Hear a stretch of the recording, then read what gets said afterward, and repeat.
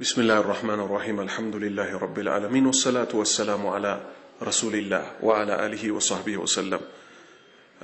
عندنا سوّج جمعة مبارك ميلون فيسبوك لاي واتساب لاي عندهم بأكل سيجنايو يلوتال ليتنققونا ليرقونو ميقباو كزي تقباراتشو مكنياتهم سلفوچاچن ይሄንን በማለት ላይ አልቀደሙንም ማለት ነው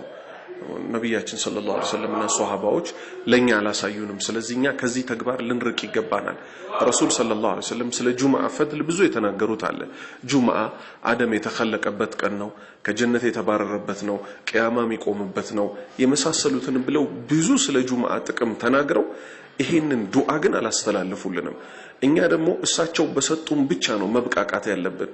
ማን ይጀምረው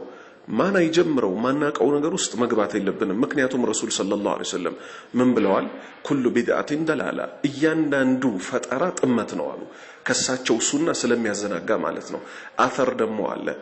የተነቀለ ማለት ነው ምን የሚል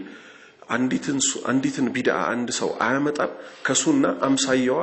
بتوجدበት እንጂ ወደዛ ሱና እስካልተመለሰ ድረስ በረሱል ሰለላሁ ዐለይሂ ወሰለም ባሳዩን ሱና መሰረት ጁምዓ ቀን ሰውነት መታጠብ የብልትና የብብትን ጸጉር መላጨት ጥፍር መቁረጥ ንጽህናን መጠበቅ ንጹህ ልብስ መልበስ ሽቶ መቀባት ለወንዶች ማለት ነው ከዛም በኋላ ወደ መስጊድ በጊዜ መሄድ ሰለዋት አለ ነብይ ማብዛት ጁምዓ ቀን ደግሞ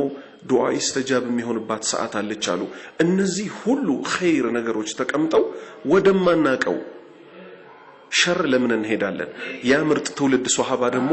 መቼም ይሄን የመሰለ ኸይር ከነሱ ይሰወራል ማለት ዘበት ነው ስለዚህ ሷሃባዎች ይሉት ነበር ኸይር ቢኖረው ኖሮ ያላህ ባሪያዎች ሆይ እንጠንቀቀው እንራቀው ሐቅ የጥንቱ የጧቱ ነው አንጨምር አንቀንስ ወሰለላሁ ዐላ ነብይና ሙሐመድ ወዐላ አሊሂ ወሰህቢሂ